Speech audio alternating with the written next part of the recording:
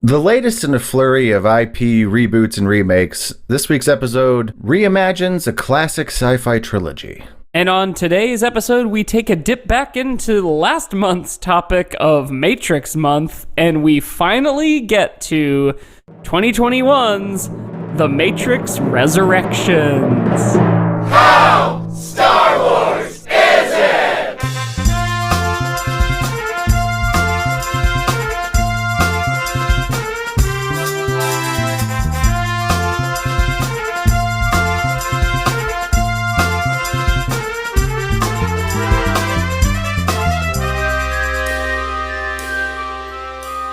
Well, hello there, Mike. Hi, Josiah, and hello, listeners. Hello, listeners. Welcome to the show. This is How Star Wars Is It. It's the only podcast. That's right. And we can safely say that because we don't have a guest. We don't have any guests who don't have podcasts. Yeah. Which will make sense next week for you, everybody. Yeah. We're doing some real... Here on this, the only podcast, we rate and review anything and ultimately everything on a scale of 1 to 10 of how Star Wars that thing is. Right. We're not concerned with how good or bad it is, although we will talk about that. Yeah. But we are concerned with not the quality of the thing, but the quantity of the Star Wars in the thing. So we take everything Star Wars, books, movies, TV shows, video games, toys, all of it. We put it all in one big pot. We put that pot on to boil. We get that pot to sit, and then we turn it down to simmer, and we mix it up. And that's the Star Wars chili. That's a 10 out of 10. We compare things to that chili, okay? Yeah, okay. You understand? And I have COVID, probably. Mike probably has COVID, so he's a little sick, so forgive. I'm going to try to edit out all his coughs, but if one gets through, forgive his coughs, okay? But this week, we're talking about something that we have both been very excited for, and I haven't been able to stop thinking about it since I watched it. Yeah, and in fact, I wish I had a moment, or rather 2.5 hours of moments worth of time to rewatch this before recording Me too. tonight. Honestly, but we're talking about the new Matrix movie, you guys. The Matrix Resurrections. Now, if you have been listening to the show recently, we just did an entire month of Matrix films, and way back in the beginning days of the show, we covered the first movie. So, you may know already that we both really like the Matrix. Well, I certainly do. I know that you're sort of new to the sequels and all that. I am new to it, but I realized upon this new movie coming out and people texting me and asking if I'd seen it, I realized that over the course of Matrix Month, I became a fan of the Matrix because I basically watched almost everything that you can watch of the Matrix. Right. but like the only things I haven't watched are the video game cutscenes that they also filmed. Yeah, and I've not seen those either. So I've watched almost everything you can watch about the Matrix, and I've talked at length about the Matrix, and I was like kind of discovering as I was watching this new movie, I was like, I think I do like the Matrix. Yeah. And then when I was trying to explain the new movie to my family, I was realizing like, I like this stuff. This is a good franchise. It's cool. It is really good. So we watched it at home when I was home for Christmas, and I was like, I asked my sister, like, would you want to watch this?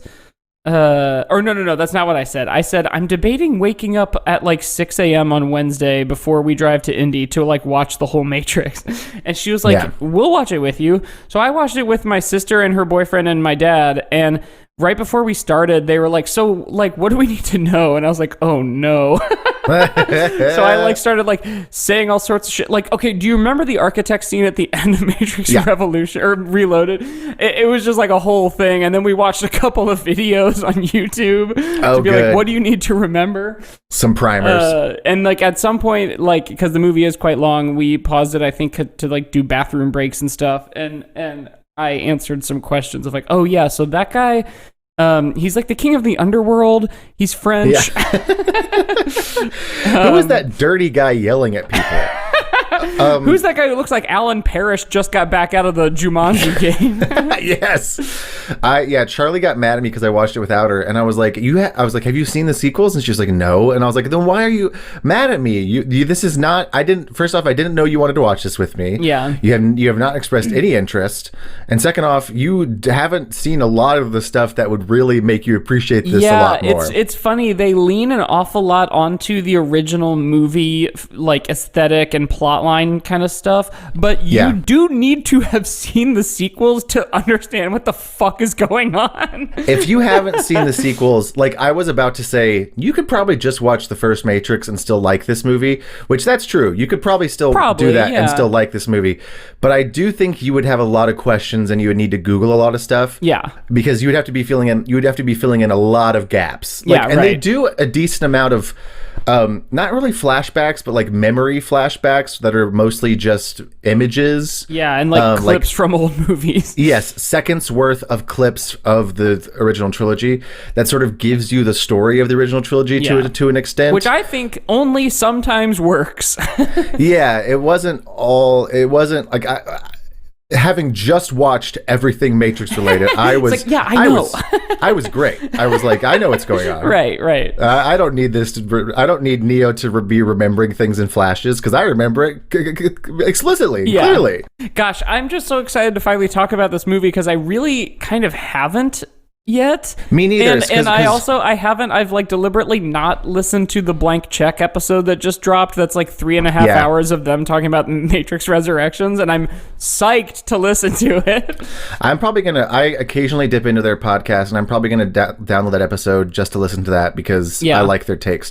But I like the people that I normally talk about these things with would be you, right? Which we were like saving most of our conversation for the show. We did talk about it. I live texted you some reactions. That's right. Sigh baby. Sigh baby. I live texted you some reactions, but I took a lot of notes. And then everyone else I would have talked to like hadn't seen it yet because it was like also coming out at a bad time with Omicron and everything. Right. Yeah. So like a lot of people were like, I was going to go see it in theaters and then I didn't, but I watched it like at 10 in the morning on a Friday. Right. It was like the weirdest time to watch a movie, but I like had so much time to kill before my flight back home for the holidays. And I was just like, I'm just going to watch The Matrix. And it was great. I have like a bunch of like, while I was watching, like notes written down, and then I have a bunch of like analysis notes. Yeah. So, okay. I took a lot of notes. Mostly they were like reaction stuff. First off, first note, Simulate. That's great. Yeah, that's cute. That's great. The fact that the coffee shop is named Simulate is hilarious. My first notes are about that opening scene, that it's like the same opening scene from the original movie. Yeah. And I thought that was like so cool. It was very Back to the Future 2 because we are kind of with Bugs watching it happen. And she's like, no, I know how this goes. And it was like I was so in so fast to this movie. Like I was like, oh, what is this? This is this movie. I already know this movie. Like, yeah, I've seen this before, and we are in the. It's great because Bugs is sort of our audience surrogate in this movie because we are with Bugs and saying like, she's like, I know I've seen this before, and we're like, we've also seen this before. What's going on? That looks kind of like Trinity, but it's not really Trinity. Like, what's happening? And like, no, Lieutenant, your men are already dead. But it's like this tall, handsome, bald black man, and not Hugo Weaving. Yes. Which so we should probably do broad. Okay, I don't know if it's going to be possible to do broad strokes like plot synopsis of this movie. If you want to listen to this episode, you should probably just watch The Matrix Resurrections. Yeah, we're going to spoil it. So broad strokes. We open on the same opening scene of the first movie. The heart of the city. Yes, and we are following a different person named Bugs and their operator. Is that what they're called? That's my first, and that's literally my actual first note, is the operator is like projected into the Matrix. It was very cool. I thought that was cool, which is a forced projection. What was the name of the operator? I can't remember now. Oh, I can't remember either. But anyway, so he's like Sec or Psych or something like that? Cypher's a different person. Yeah, that's me from that's the you. musical. You're Cypher. Yeah. But we're like watching this original scene with her, but then like she's sort of involving herself in the scene, and then like all the rest of everybody around her is like, what's going on? Who are you? And she's running away. And then the guy who should be Hugo Weaving is actually this tall, handsome black man. But then he saves her. Mm-hmm. And then it turns out that he's like some weird, like he's actually Morpheus? Yeah, she like pulls him out at like a back door, sort of like the Keymaker hallway scene. until another room, which is like Neo's apartment. She escapes into a key shop. Like, yeah, that's right. That's right. That's one of my other notes. Is like right away we're getting like shout outs to the original stuff. My second note is, I think I may need to watch this movie like 3 more times. Yeah. I didn't remember that I wrote that. My second note is just, I love Bugs with the blue hair, because I did love her. She was great.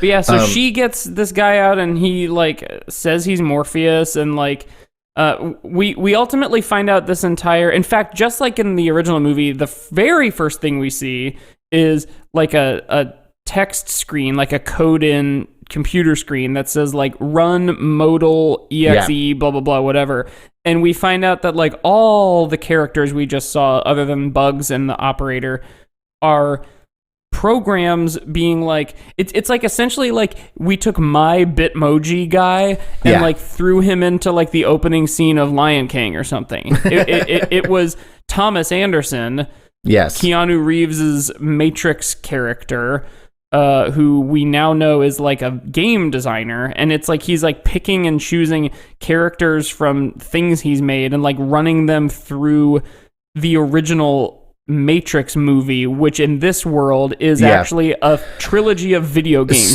So this is the biggest thing that you need to understand, listeners. Okay, this movie is meta as fuck. This movie also, Lana didn't want to make it. Really? Did you know that? Yeah. No. So like Warner Brothers was like, so look, we're gonna make a new Matrix movie because it's like R.I.P. Yeah. We own it, not R.I.P. Right. Not RIP. And they're like, so look, it's IP season. We just remade fucking Space Jam, so we're gonna remake The Matrix. And they've pressed the Wachowskis for years. And then finally, they were like, we're going to make it with or without you. And Lana was like, fine, okay, I'll make you another Matrix movie. Which, like, knowing that makes it even better because, like, the meta-ness of it and the sort of, like, there's even, like, a specific jab in it that's at like, our parent company, Warner Brothers, is making us make a new one. Was just like, oh... I was obsessed with this movie and in love with this movie. Yeah. Like from the first scene, like sort of cold open with Bugs, I was like, interesting, what's going on?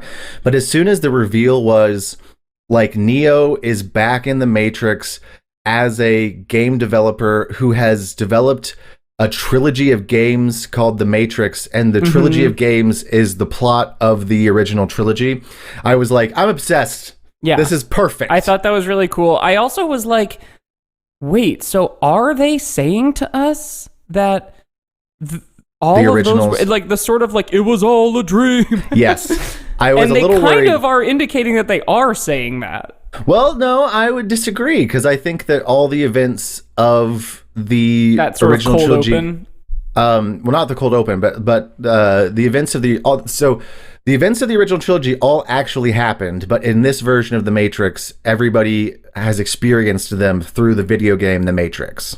Yes, right. But like without any knowledge that is presented later throughout the film, right there early on when I was like, so wait a second, he's a guy who made a game and he made the guy look like him? Like I was like, are they uprooting everything they've already presented? Which they don't. They explain what's going on later, but right. I see what you're saying. I definitely felt like uneasy for a second. Like, there is a feeling at first where you're like, it does feel like for a little bit they're going to be like, it was all a dream. Are you telling me that fictional trilogy was all just made up? It was all just fictional in fiction. Man, fucking like 27-year-old dudes on the internet need to just they need to learn how to knit. Yeah. Because that is the thought I was having, but then I was like, oh, wait, it's a movie. But, like, people were, like, pissy that it's like, are you telling me that this didn't matter? You know, like... Yeah, which watch the whole movie. The media landscape and how we talk about movies is just so busted. That's part of the reason why I liked this movie so much, is because it addressed, like, everything. It addressed reboots. It addressed red pillars. It addressed like shitty tech bro millennials. Yes, it literally has a brainstorming session because like Neo is being forced to make a reboot of / sequel to The Matrix like Lana in real life. And so there is a bunch of brainstorming sessions where like all these tech bros are saying the same things over and over again. It's all about bullet time. Yeah, and like they literally give you the themes of the original trilogy. They're like, it's about crypto fascism. No, it's about a trans allegory. Politics. It's about like they literally say them to you, and then just like are repeating these things over and over again, and like reinforcing the fact that this is like the Matrix, that this is the corporate, or at the very least that this character of Thomas Anderson is like fully stuck literally on a treadmill during that sequence. Like he's on a treadmill. He's stuck on a loop in the treadmill, which I guess is is that a real programming term or just something they made up for this movie? I don't know, but like at one point he's literally running on a treadmill. Yes, he literally is. Yeah. So something that I picked up from one of the several videos that you sent me about the Matrix is you can tell pretty early on that like the boss of Neo is evil, right? Or in some way evil because he calls him. They don't hide it too much because there's definitely like, I think he has some flashbacks with him as well, but he calls him Thomas Anderson and Mr. Anderson, which in the originals, in the original trilogy, the only person who calls him that is his original boss and then Agent Smith. Yeah. And so I was like, all these people calling him Mr. Anderson, I was like, they're all fucking evil. So I was like, everyone in this video game place is evil. They're all fucking evil. They're all calling him Mr. Anderson, which like it's not, once again, they're not really hiding it, but like knowing that little bit of trivia from the original trilogy, I was like clocking it along the way. I was like, who's all calling him that? Who's all calling him that? You know? The other reason why I think I was still kind of like, is this all just like a fully new story? Was this world, this video game company, doesn't look like the Matrix. It's not all green. Yeah. It looks like now. And I even saw a tweet at some point that was like, you know what one of my favorite choices of the new Matrix movie was? That they like deliberately didn't have an aesthetic because like that's what fucking movies are now too. Yeah. Like they don't look like anything. And I was like, wow, yes. Yeah. This movie does look like, you're right. It looks kind of just like nothing. It looks like it looks modern. Yeah. But there isn't a real... And there's like nice sunsets because that was sort of like made clear at the end of Revolutions that like Sati makes nice sunsets. Right. And then we go to find out that this is the new version of the Matrix that was created at the end of the last one, which is why it looks all different, which is why so many things have changed. And Keanu Reeves' character takes a blue pill every day, and it's like psychiatric medicine, and he has like a therapist, the analyst who he talks to, Neil Patrick Harris, who is like saying, like reinforcing the entire time, you made a video game where the whole point was you couldn't tell the difference between reality and the Matrix. So naturally, your invention itself is starting to like have repercussions in your actual psyche. Right. And you can't tell if you're living in a real world or not. And trust me, honey, you're living in the real world. Take your blue pills. Right. Which I thought, like, I was actually, like, I don't know about you, but, like, I didn't catch from the beginning that Neil Patrick Harris was going to be a bad guy. No, me neither. I wasn't, so for the listener, once again, we're going to spoil everything. The analyst is the architect of this Matrix. Yeah, he's like the successor to the architect. So his whole purpose in this Matrix is to keep Neo and Trinity, who is also alive now and being kept in the Matrix as well, in a different life. He has to keep them close, but not too close, so they can see each other and like pine after each other, but not know each other, because that is the tension that is allowing this Matrix universe to exist and to continue existing. Like Neo was always special in the original movies, but what the analyst, Neil Patrick Harris, has come to figure out that the architect failed to understand, because the architect was like, we've always had one statistical anomaly, aka the one vis-a-vis concordantly, And what the analyst was able to figure out that he was missing was, yes, we've had the one, but it's actually the sort of the love story and the tension of the one, or really, as maybe we come to find out, the two, Neo and Trinity, when they're together or when they want to be together, their emotions create more electricity and power for the machines than really anything else. Yeah. So it is the architect didn't like humans. The analyst likes the human emotion. Like the architect. Yeah, the architect likes that humans are predictable because they follow like predictable logic patterns, but the analyst likes that they're emotional. Yes, so because people don't care about facts; they only care about feelings, which is also a very like 2021 takedown. There's a lot of like brutally hard takedowns of like society in this freaking movie. Let's see what else. There's a lot of notes. My next note is robots are friends. This is jumping like way ahead, but eventually Thomas Anderson does again realize he's in the Matrix. He cracks himself out, and he's in the the real world, the sort of the new Zion called Io, and which is just Zion minus a Z and an N. Yeah, right. With Niobe, but she's like old as hell. Someone tweeted a picture of her and said, "There's too much fucking shit on me."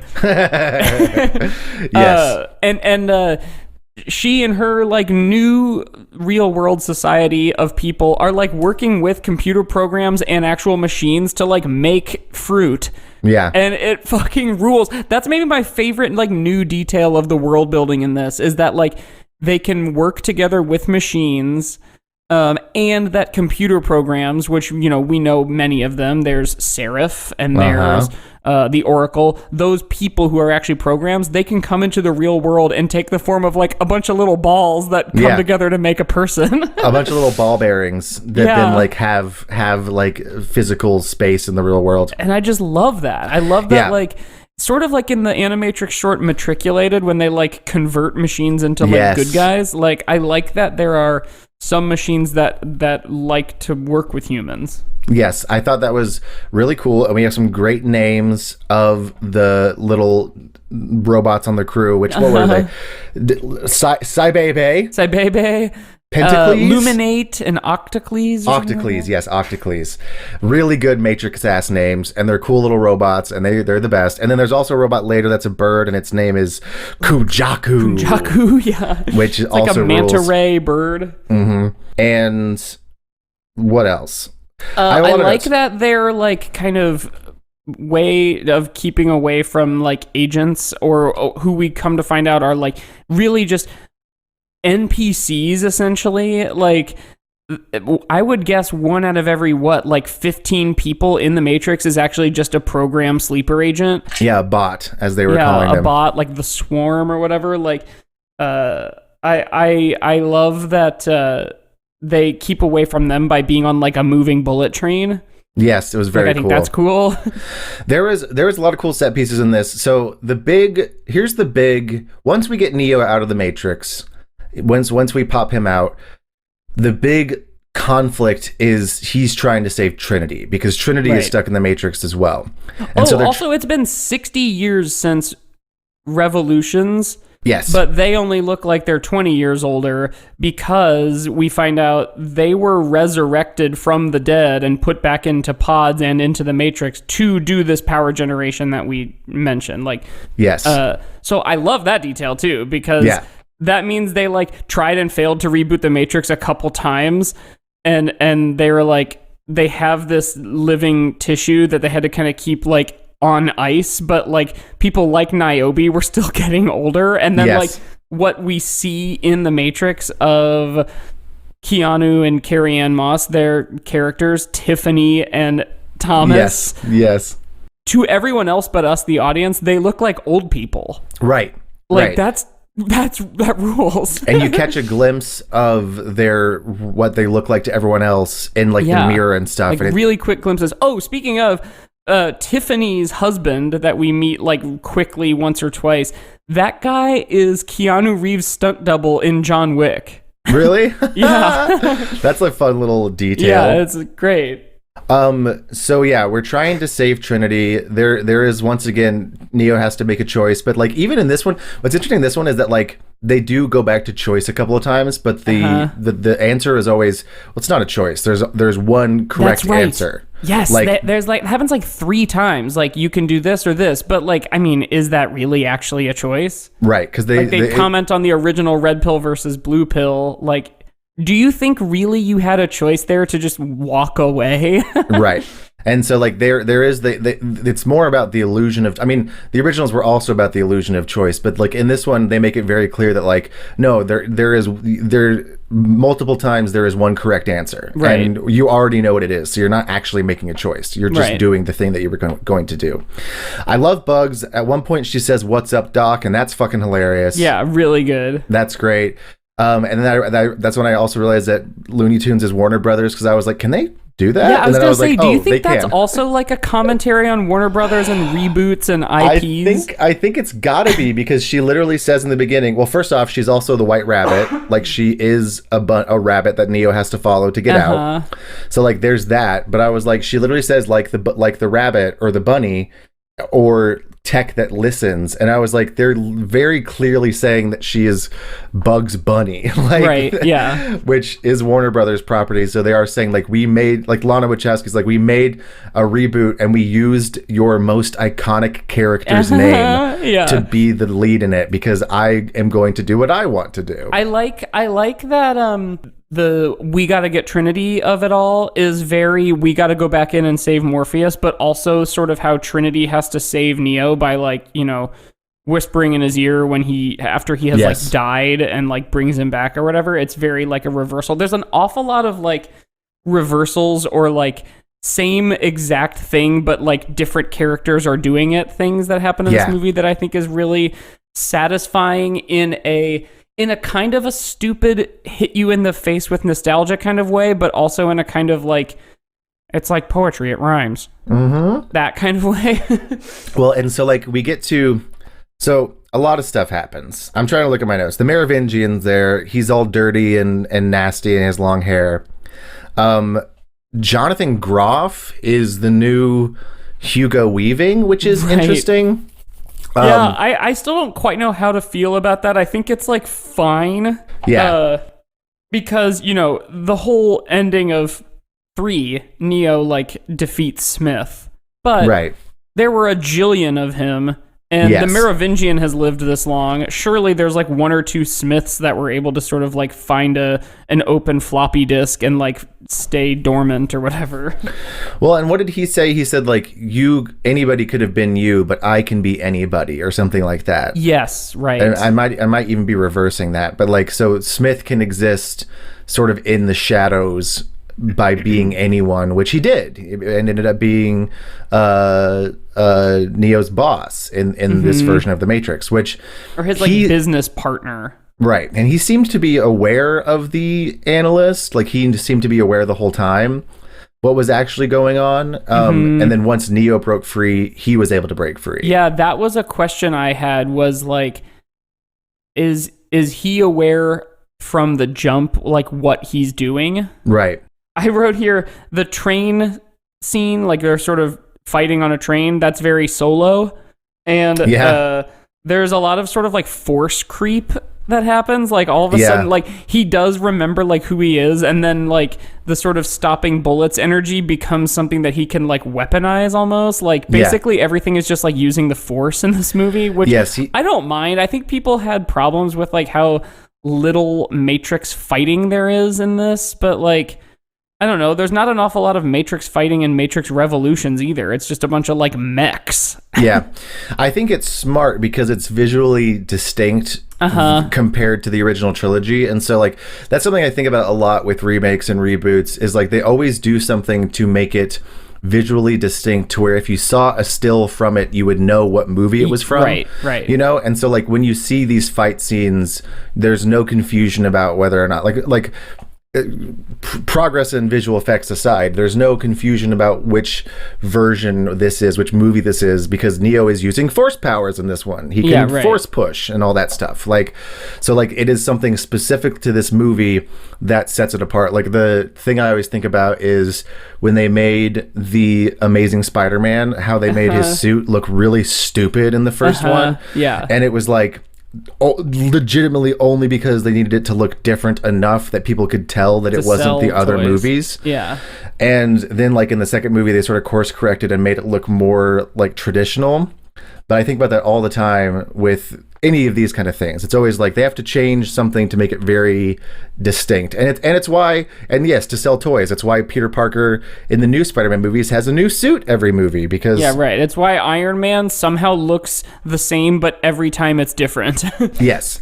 So yeah. I also wrote here Sati. So we see Sati again, which is great because she sort of fulfills the role of the Oracle. We find out that like in all of the sort of trying to get Neo and Trinity back incorporated into the Matrix and rebooting it maybe once or twice or 5 times, however long it took. Neil Patrick Harris's line is, "It was crazy expensive," which I think is a great line for a computer program to say. Yes.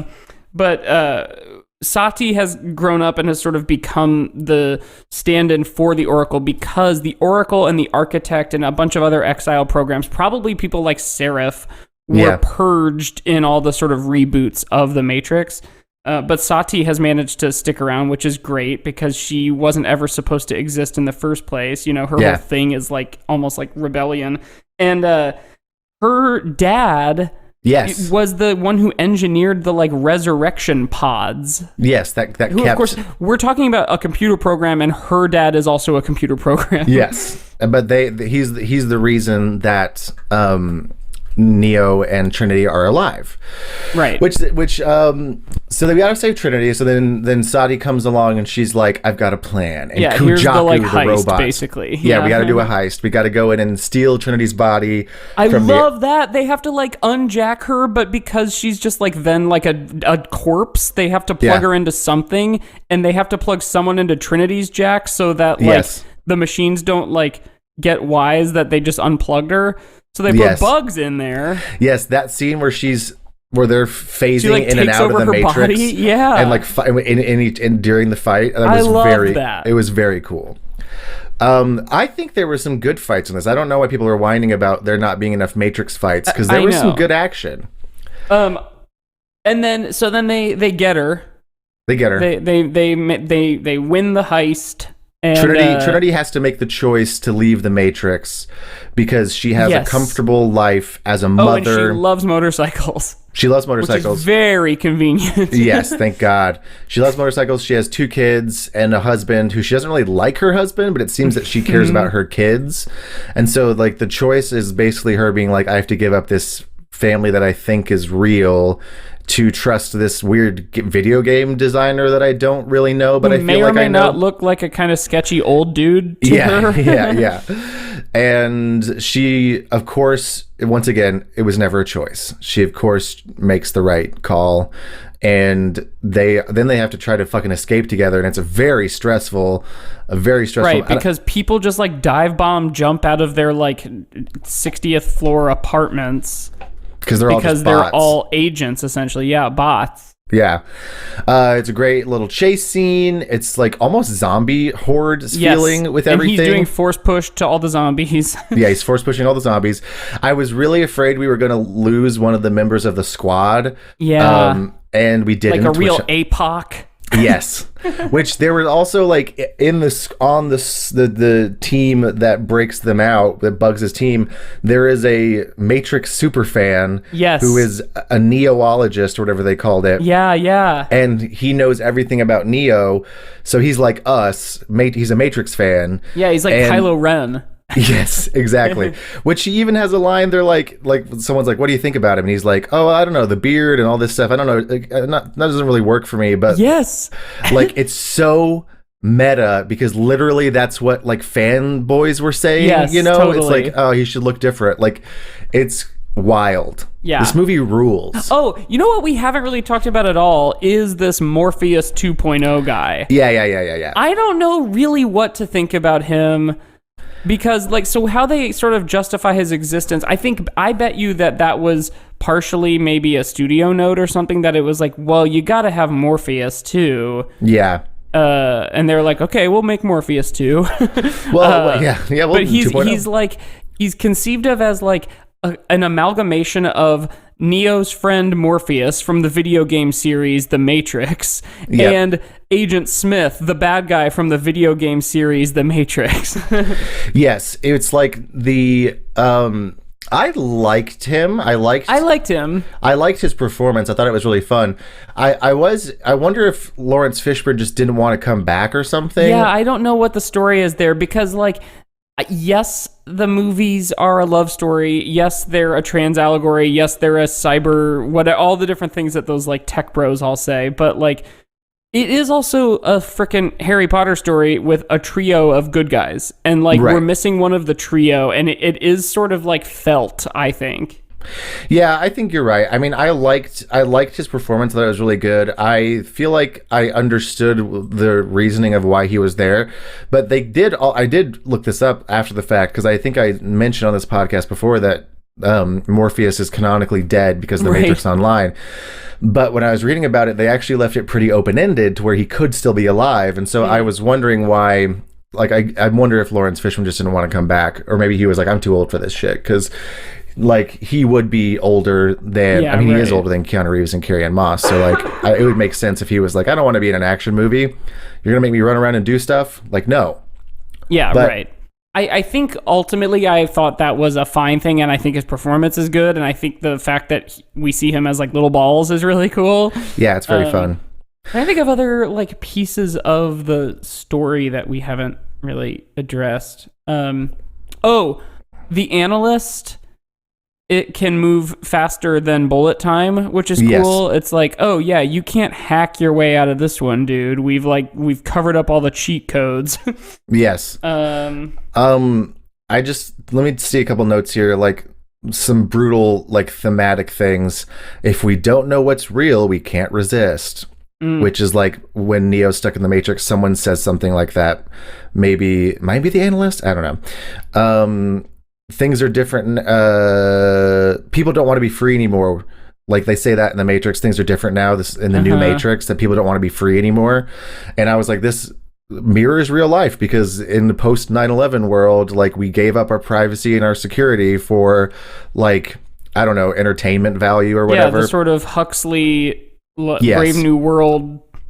And then I wrote, okay, so if The Matrix, 1999's seminal hit, The Matrix, if that's Star Wars, because it's like a hero's journey and, like, you know, a brand new sci-fi generation, if that's Star Wars, and the sequels, as we have said, The Matrix sequels are the prequel trilogy. Because they're, like, goopy CGI, and, like, they completely blow up the world, but in kind of like a mismatched kind of wonky way, then I would say this movie is the Disney era.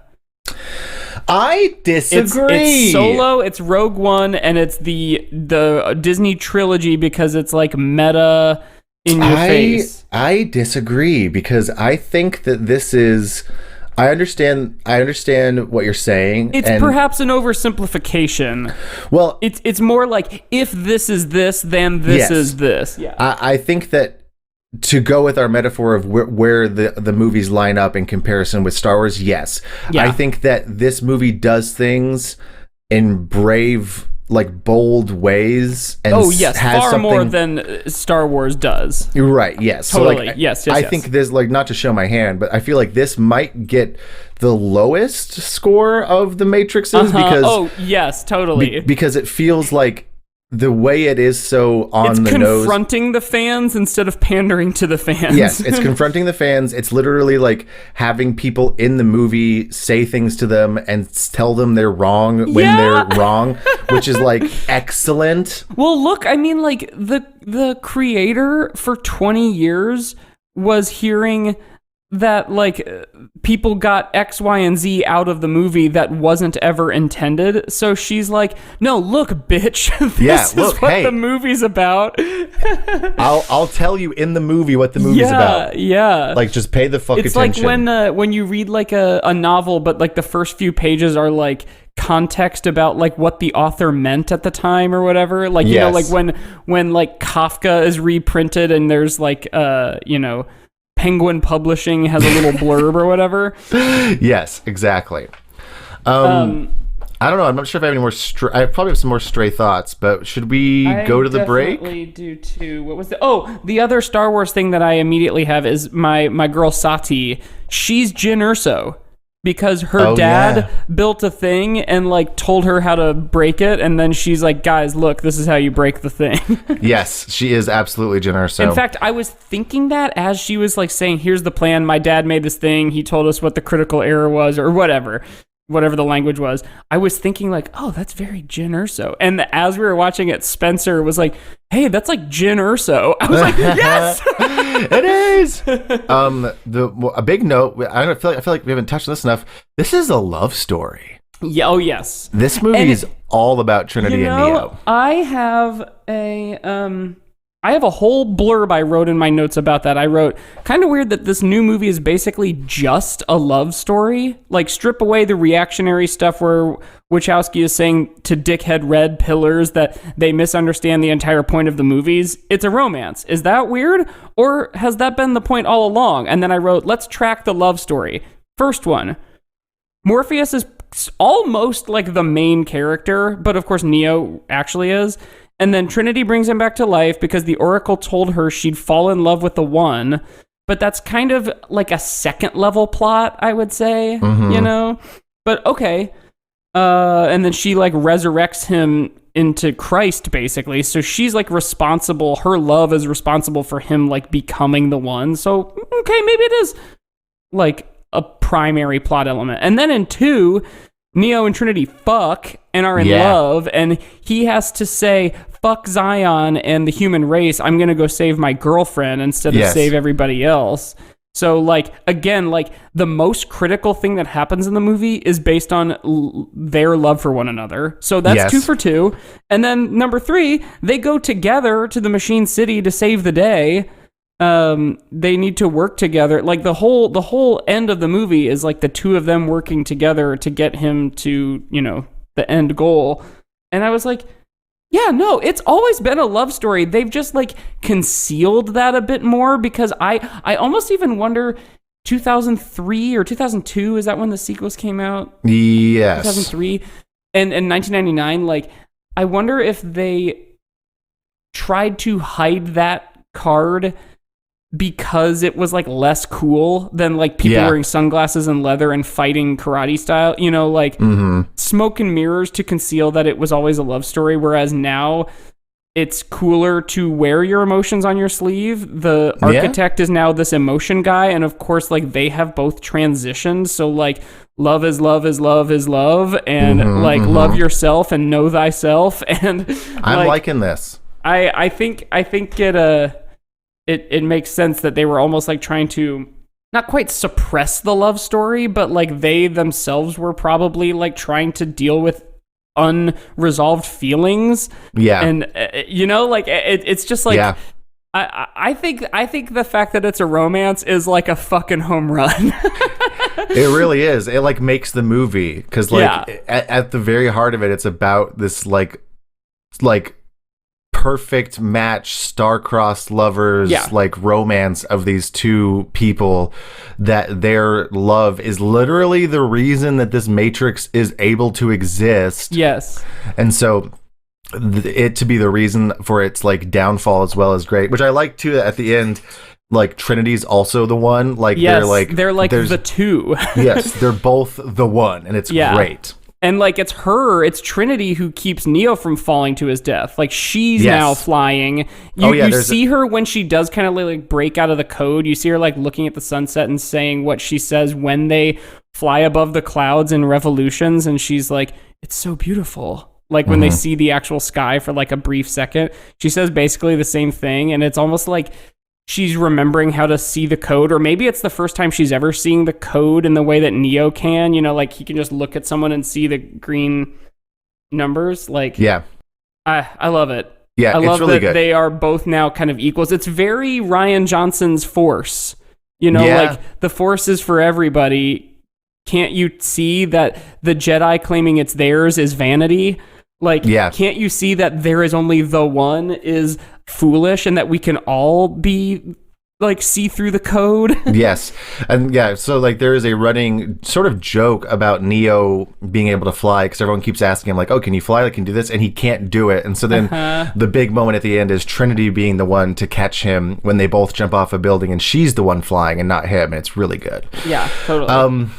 Let's jump into the break, I think. Yeah, let's go to the break. Let's do it. Woohoo! Woohoo! And we're cat tricks. What? Did you watch till the very end? Oh, yes, I did. The little after credits stinger. I thought that was silly. It was very silly. So I was just going through the rest of my notes. First of all, one, we do see the Merovingian again, and I think it's either Neo or someone calls him Merv again, which I loved. But then I wrote here, is it a bad movie? Because there were people like within that first day on Twitter like saying that it was a mess, it sucked, it was bad. And I said to my own question, first off, that is a bad question. Other than to describe Rise of Skywalker, like to say a movie is bad is like so dismissive because like dozens, if not hundreds of people worked on it and like any number of things. There's no reason a movie should ever be good, yet like so many times they are, or at least a handful of times they are. Anyway, I wrote, are the sequels bad? Because kind of, and I love them. Mm-hmm. Yep. And then I said, there's really something to be said about a 2.5-star review. Like real critics, you told me about this. Like, Leonard Maltin or, real movie critics. Not every review they do is either a 1-star or a 5 stars. They're all going to average out to like 2 or 3, Yeah. So that brings me to the game segment this week, which I'm calling Matrix Resolutions. Yes, good. Because we're right here in the beginning of the new year. We're recording this on the 4th day of the new year. By the way, churro? Oh, yeah. Did anybody say it? I thought that'd be fun if you and I made podcast resolutions. Okay. Like, I don't know exactly what that means, but I have 2 that come to mind, so I figured we could just talk about them for a second, and maybe you have something that comes to mind in the meantime. Okay, great. Resolution 1, my sort of thesis statement, movies can just be fine. And yeah. I think from a resolution standpoint, I even caught myself as we were talking with Dugan and Rob, which comes out next week, I know, but when we were talking about Rogue One, and Dugan mentioned how he loved it, and I immediately went into what problems I had with it, and I was like, what am I doing? Why am I like this? I don't mean to just fully shed being contrarian about something if it is fun or funny to do, but in effort to be funny, I feel like a lot of people will just pick the opposite extremes of something to be no, I think, people who would say gosh, what's an example? I think Les Mis is a bad musical. That's just a bad faith thing to say, but it is kind of funny. But I want to if I ever have any problem with a movie and I want to shit on something, I want to resolve here now as our Matrix resolution to then say something I liked. A little compliment sandwich. In Rise of Skywalker, I do like the healing power thing. I think that's cool. Yeah, I think it's kind of goofy in a couple of instances that it's used, but I think that's a neat power. Yeah, see? Same. There we go. Done. I like that. Yeah, so I feel like... And I like that big slug guy that's on the Millennium Falcon. Yeah, he's sick, man. He's nasty. I think that I am thankfully not very active on Twitter, so I don't see much of the discourse, but Spider-Man... what this also gets us off the hook for is saying we love a movie because people keep saying they hate it, and we feel like we have to say we love it even if we only just kind of liked it. Exactly. You can just like something a normal amount. Here's a good example. I really liked this movie. Yeah. But I don't think it was my favorite Matrix movie. No, it would be hard to beat the first one because it's like a perfect movie. Right, but because like shitheads on Twitter are like, it's the worst thing that's ever happened, it makes me feel I have to say, no, you're wrong, it's the best thing that's ever happened. I know, it's like the way that I feel I have to defend Last Jedi because so many people like the shitty parts of the sequel trilogy and not like the good parts. Right. According to me, Yes. Yeah, I feel like most things. I feel like this is also, maybe this should be our Twitter thread with Michael Delaney resolution as well, because we get so jaded in there. Yeah, right. And it's like it can be okay just to like something a normal amount. You don't have to hate it. You don't have to love it. It just can be fine. And I think like furthermore, we say at the beginning of the show where our score, our how Star Wars is it score is not of how good or bad it is. That's still true. We're not changing that. No. But like, I kind of do want to maybe not give a score, but I kind of do want to say if I liked something or not, or like, like maybe not give it like a star rating or whatever, but like be better about not just be like, this thing fucking sucked. Yeah. It's about approaching media with a critical lens. Yeah. And a nuanced lens. It doesn't all have to be one thing or the other. It's hard as human beings to hold more than one thought in our brain about something at the same time. Right. And we should get better at just saying that, like, this thing was fine. Because most movies are just fine. Like, most movies aren't that bad or that good. They're just fine. Yeah. Totally. They're just fine. The other thing I have on my Matrix resolutions list for the podcast is get more patrons. Yeah, that's a good resolution. And I think what actionable form that's going to take is we'll plug it at the end of the show like we always do, but like talk it up more on the show itself as like little native conversations. Yeah, little like actual... Listeners... First of all, I suppose that should also say get more listeners, but today's my second day back to work from having been off for a couple weeks for the holidays, and like we said, I've got COVID, so by the time like 3 o'clock rolled around, I just felt so tired, and I think it's probably because I've had to work 2 days, and I don't like doing work. No, work sucks. I want this to be our job. I want to like make... this podcast and the Patreon, and then I want to do like all sorts of other side projects because now all of a sudden you're making hundreds of thousands of dollars through Patreon. Like, can you help us with this goal, listeners? Yeah, I would love that too. That would be great. I recently had a new job fall through, and so I am in a place where I am desperate for money. I'm on my hands and knees begging you. So if you're already a patron, great job. Yeah, we really appreciate those of you who are already patrons. Yeah, you guys are the real deal. You're the best. If you're not a patron yet, like come on. What are you waiting for? It's fun over there. If it's because you're not interested in extra stuff, which like I don't know if that is a reason that you're not a patron, but like if you don't care about listening to new episode like bonus episodes, consider it like PBS or Wikipedia. Like you're making a donation every month. Exactly. Guys.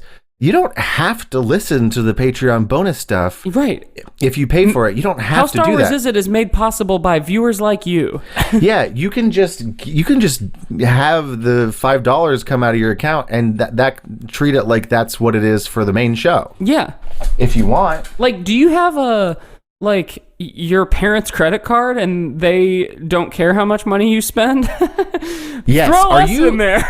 Are you one of our listeners that's from age 0 to 17? Because we know you're out there. There's a decent chunk of you. And if you're one of those babies and you have your parents' credit card, I would say go to Patreon, subscribe. Go ahead and subscribe to $10. Why not? Yeah, you get all the same stuff. I don't do that to like be gross, but I was like, maybe if we put it out there in the universe that like we do a really cool Patreon that we like doing, and there's new stuff every week, and some of our favorite like funny trains of thought and riffs have been on the Patreon. So like I don't know, just putting it out there. you should maybe consider checking out our Patreon. There's some really choice episodes that are coming out in this month. Like there's a Schrodinger's cat episode, like that we just make a bunch of jokes about Schrodinger's cat a lot. There's an episode where Mike brings out a 1999 issue of Nick magazine, and we look and read some stuff from there. There's the one we did tonight, which felt an awful lot like us just like both fever dream rambling. Yeah, and it was fun and funny, and everybody should go listen to it. So it's a good month of episodes, everyone. Maybe we should do that. Maybe we should tease like what we're talking about over there, so people can like get a little. Yeah, that's a good idea. Yeah, like a little this bit week of a teaser. on the Patreon, we talk about blah blah blah. Yeah. Okay, that's good. I like that. My Matrix resolution. Is I want to figure out some more ways to market the show better. Yeah. If we're talking about real like numbers stuff, you know? Because we've tried other stuff before and we have maybe tried some things that haven't worked as well. But we also haven't tried a lot of stuff. And we haven't. We also haven't tried consistent stuff. And so I feel like I want to figure out a way, which I texted you about this a while ago, like I'm going to try to be putting more time towards digital entertainment creation. And so I want to figure out better ways to market the show, or more consistent ways to market the show. That's a good one. You know, here's an idea right off the top of my head, similar to the Patreon plea we just did. Hey, listeners, let's see, this comes out on the 10th, is that right? Yes. We're already a week down, but let's say the month of January is our annual listenership drive that like we're tasking every one of our listeners to reach out to 2 friends they think would like the show and recommend to them what episode you think they would really like, and tell them to get into the show. Yeah, tell them to get into the show. So like you can here's what you do. You've got at least 2 friends who like podcasts. Okay? Or you have at least 2 friends who are kind of the same sort of weird Venn diagram of nerd that you are. Right. Because I feel like most of our listeners are some cool weird Venn diagram of nerd. Right. And so probably those people that are that same Venn diagram as you, or a similar Venn diagram, also like podcasts, because I like all nerds like podcasts. Right. You know, that's just, I mean, I don't have to explain myself. That's just true. And hey, maybe the person that comes to mind when you're hearing Josiah describe that, maybe it's someone you haven't seen since like college or high school, and you think like, hey, that person would like this, and I haven't talked to them in a while, so maybe I should just be like, hey man, how's it going? It's been a long time. You know, like, oh, don't you have kids now? How old are they? That's nice. Hey, do you want to listen to this podcast? Maybe we can reconnect over this podcast. Yeah, you could be reconnecting with people you haven't talked to in a while. I like that. That's beautiful. I would love for our podcast to be a way for people to reconnect. Yeah. With those people that have fallen out of your life. And guys, you don't have to listen. It's low pressure. Tell them that they don't have to listen to every episode. Right. Because you don't have to. We do not have a canon. There's not really like a story to follow. You can jump in. You can go find ones that look interesting to you and listen to those. You can say, you know, the only thing they really consistently do is they talk about Scooby-Doo on Zombie Island as if everybody's aware of it and has seen it and knows their show, that they're always going to reference it. So just remember, there's this movie called Scooby-Doo on Zombie Island, and it's likely that they'll mention it. Yeah. And just remember that it's 76 minutes long and it's the perfect length for a movie. And that's really all you need to know. And it is a comedy podcast if you think they're funny. Yeah. That's actually maybe the best way to pitch the show. Tell your friends, listen, this is a comedy podcast if you think they're funny. And if you don't think they're funny, it's a weird... It's like a review show. Review show that's like some kind of strange critical, like, I don't know. But yeah, tell a friend, tell 2 friends, just float it out there and be like, hey, there's a show I like. You might like it. You can listen to any episode you want. You don't have to listen to every episode. Because I get it. I sometimes want to start a new podcast and I see the backlog and I'm like, well, I can't listen to all of these. Yeah. But that's the thing. I am setting you free from that, listeners. You don't have to listen to every episode. And Nobody the cool has thing to listen about to every a episode. show where it is like a movie podcast, and which ours mostly is, but it's also sometimes TV shows or drinks or whatever. Yeah. Is you can go through the whole list and look at something and be like, oh, I love Scooby-Doo on Zombie Island. I'll listen to that one. Yes, exactly. So I'm setting you free from having to listen to here's everything. my last resolution: to not just like beg our listeners to do shit. Yeah. Let's start it right now. Yeah. Anyway, that has been Matrix Resolutions. Resolutions. Do you have any? Do we have any? Blah blah blah blah blah blah. Do we have any other stray thoughts before we start wrapping up? I think not really. I did write like, and we kind of covered it, but the sort of nostalgia moments that are like specifically for that, or rather, in some cases, commentaries about nostalgia. But like when we see clips from previous movies, or when we see like the one scene, the like red pill scene, but they're like projecting the original red pill scene like onto like the wall, like. Did you think that worked? Did you like the sort of deliberate nostalgia pulls amidst the commentary and criticism of nostalgia for nostalgia's sake? I think I did like it because it felt justified in the world to an extent. So like it didn't feel like they were just pulling it out of nowhere. Like it felt like it was part of the world. So I think I liked it okay. It worked for me. Okay, cool. I think it worked too. Yeah. Let me think. What other stray thoughts? Music. There's not like tons of like bangers, but there is sneaking around. They're sneaking around. And the sort of good and evil dichotomy is like far mushier and grayer than Star Wars, which I think is working to its favor. I did write here that the Merovingian hates texting. Oh, because he did yell about that, and that's it was right. great. I love that. He's just like fucking off his rocker, like like he was like fuck shit ass.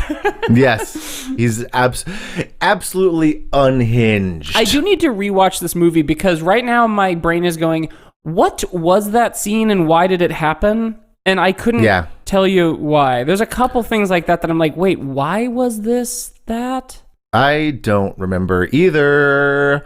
But that's because I watched this movie like a week and a half ago, or 2 weeks ago. Yeah, I mean, you know what this movie does that all the Matrix movies do to varying levels of success, but it's a movie that after you watch it, you have like 50 new thoughts that your brain has never had before.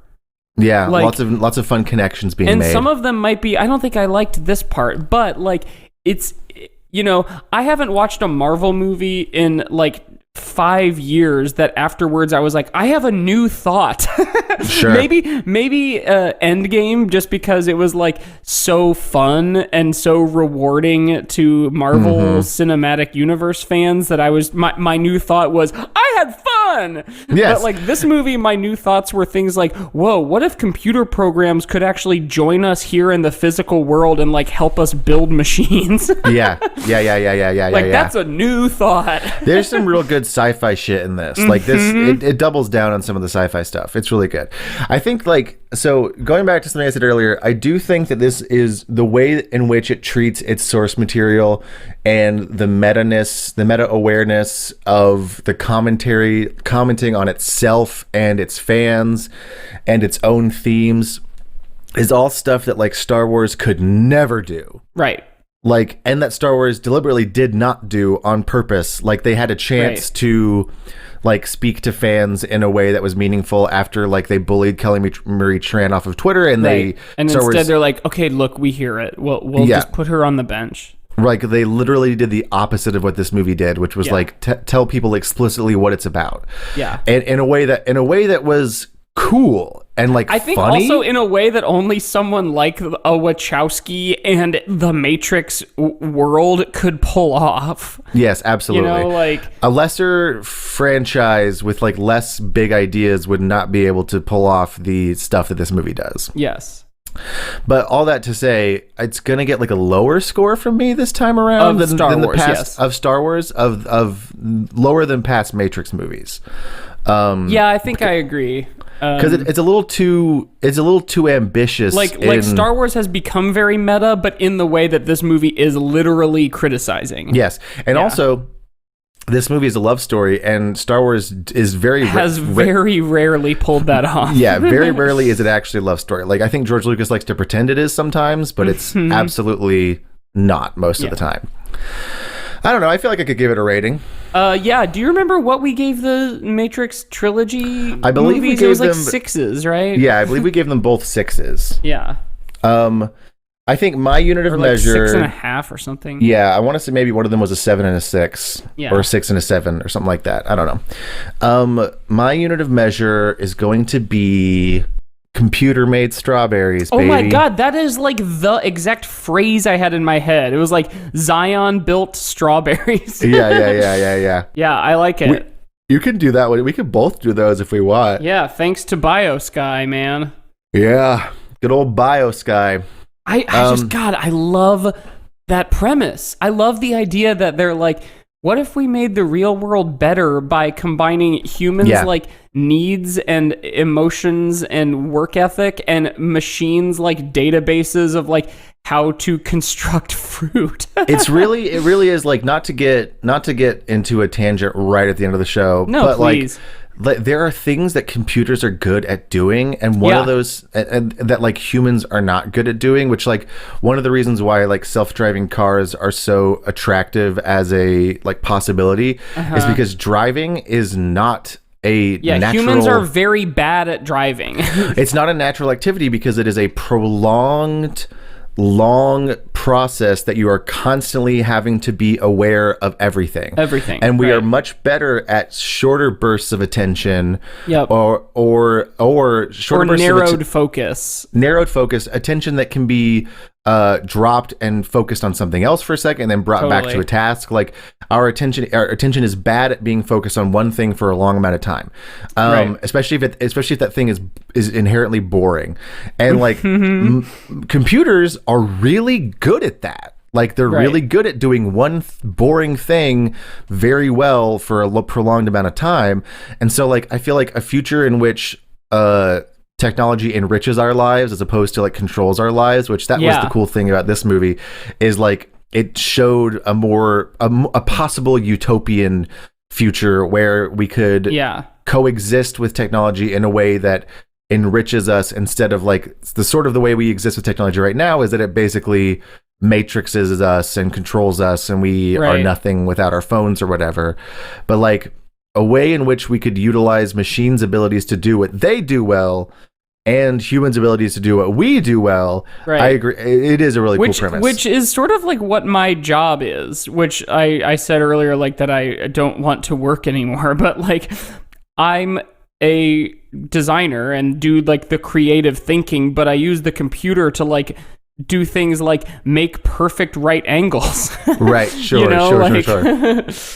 Yeah, there's ways in which that already happens, but it is just like it is a really cool premise to like bring it into the Matrix world. And I also like that, like I think they say at one point when they're kind of explaining to Neo, when the analyst is explaining to Neo like why they revived him and like why they need him, and like that it was crazy expensive and there were revolts. Like I think he says something that like the machines had like a civil war essentially. Yes, it's like a really tossed off line if I remember correctly, and maybe I'm not even remembering it right, but like I like the idea that like machines are disagreeing with each other like politically.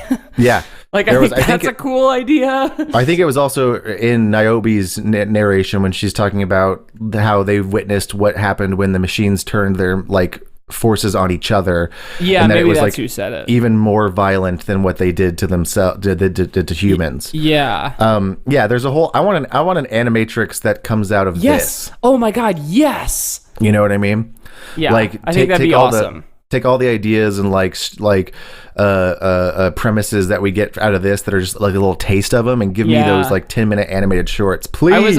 I was talking with a coworker, and she actually said a similar thing. She was like, I don't know if this would like ruin the world of the Matrix because it waters it down in the way that Star Wars has been doing with all their TV shows, but I want like a Twilight Zone style show that takes place in the world of the Matrix. And she was like, I mean, I guess what I'm describing is basically the Animatrix, but like a bunch of single standalone episodes like Twilight Zone or Black Mirror, where each one is like its own Matrix inspired like short story. And I was like, that would be fucking gangbusters. Like 6 episodes or 8, like a limited series kind of thing, I think would be a huge home run on HBO Max. But give of course, me people more, are gonna be like, I don't like it. Give me more Animatrix. It doesn't even have to be animated. It could be live action, but like the spirit of the Animatrix, give me more of that. I want more. Yeah, totally. Agreed. Anyway, I'm gonna give it. We're both using strawberries. I'm going to give it 4 strawberries. Yeah, that's where my brain was going to. It's a sci-fi movie, and that's as close as it comes. That's as close as it gets. There's some sneaking around, but... Yeah, there's a little bit in there. It's a 4. Let's try and wrap up. Do you want us on the internet? Because if you do, you can find us at How Star Wars Is It on Twitter and Instagram. Yeah, maybe that's a thing we can tag into our resolutions of like trying to market better. Is I can do better at like tweeting more often. Sure, social media. It is hard. And you can also email us at agoodpodcast at gmail.com. Also, Sandra, it's your move. You have 26 members interested in you. A more spam email from Match.com. Yeah. All right. And tell them about the Patreon, Mike. Tell them about the Patreon. We went into detail about it, but we do have a Patreon where we do a weekly bonus episode as well as a monthly commentary of a different Star Wars film. We only have something like 3 or 4 of those left, so within the next couple of months, we'll be maybe doing new commentaries or some other more long-form idea. Maybe we can get that rolling soon and like put it in front of the patrons and see what their ideas are. But anyway, if you want to listen to us more than just on this free show every week, you can go to patreon.com/howstarwarsisit. $5 a month gets you all the stuff. You can also give us $10 if you want. But if you're feeling generous, you can give us 1 or 2 and you get a couple little things, but not the bonus episodes, unfortunately. Sorry. Yeah, sorry about that. But it's about time for me bye-bye, I think. Yeah, my voice is like leaving me and I am exhausted. I know, Mike is sick and he just did like 2 hours of podcasting, so we got to wrap up, baby. Yeah. So like we always say, we love you and may the 4th be with you. Bye-bye. Bye.